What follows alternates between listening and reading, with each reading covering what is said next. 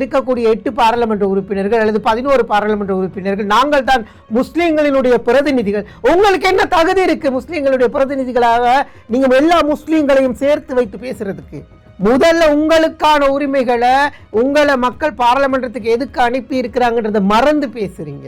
கம்பளை பற்றி பேசுறாரு ஃபஸ்மின் எம்பி, இவர் அஸ்லாம் எம்பி ஒரு பக்கம் பேசுறாரு, இன்னும் இருக்கக்கூடிய அங்கங்கால வந்தவங்க பேசுறாங்க, பிரதி அமைச்சர் முனீர் முனாஃபர் என்னமோ பேசுறாரு.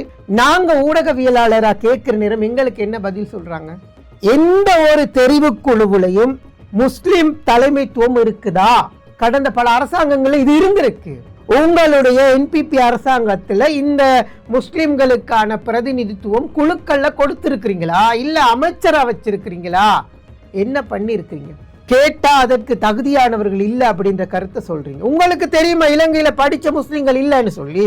உங்களுக்கு தெரியுமா இலங்கையில எவ்வளவு தூரம் நீங்க தேடுறது இல்லை.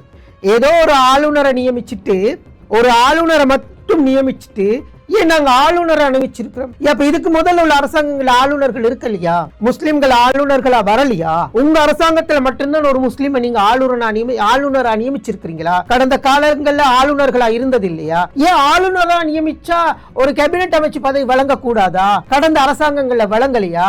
ஈச்சப்பழத்துக்கே வரியார விடுற அரசாங்கமாக நீங்க இருந்தீங்க. ஏதோ கேபினெட்ல போயிட்டு அமைச்சர் சொல்றாரு நாங்க வரி விலக்கு வழங்குறோம், அது வழங்குறோம், இது வழங்குறோம்னு சொல்லி முஸ்லிம்களுக்காக முஸ்லிம்களின் உரிமைகளுக்காக போராடினவங்க, குரல் கொடுத்தவங்க, களத்தில் இறங்கினவங்க எத்தனையோ தலைவர்கள் இருக்கிறாங்க. நான் அதான் சொன்னேன். அஷ்ரஃபா இருக்கட்டும், அஷ்ரஃபா இருக்கட்டும், ஃபௌசியாக இருக்கட்டும், அலை மௌலானாக இருக்கட்டும், அல்லது நம்மளுடைய அசாக்சாலியாக இருக்கட்டும், ரவுஃப் ஹக்கீமாக இருக்கட்டும், ரிஷாத் பதுர்தீனாக இருக்கட்டும், இம்தியாஸ் பாக்கிர் மாக்காரா இருக்கட்டும், இல்ல அதற்கு தாண்டிய அதற்கு இன்னும் நிறைய பட்டியல் இருக்கு. எனக்கு தெரிஞ்ச பட்டியலை நான் சொல்றேன்.